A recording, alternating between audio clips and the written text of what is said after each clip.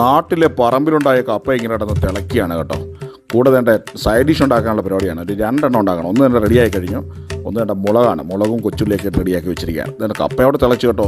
ഒരെണ്ണെടുത്ത് sample നോക്കുകയാണ്. ഇന്നെടുത്തു ഇന്ന് പൊടിച്ച് നോക്കി. പുട്ടുപോലെ പൊടിഞ്ഞ് വന്നിരിക്കുകയാണ്. അടിപൊളി.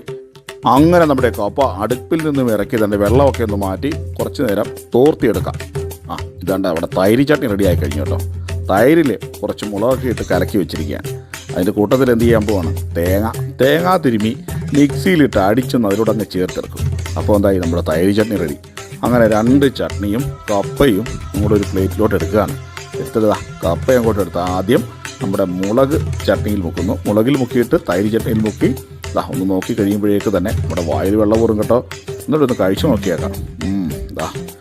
കഴിച്ചു നോക്കി. സൂപ്പർ, അടിപൊളി. വിശാഖം കഴിക്കുന്നു. എങ്ങനെയുണ്ട് വിശാഖേ? അടിപൊളിയെന്ന്, സൂപ്പർ.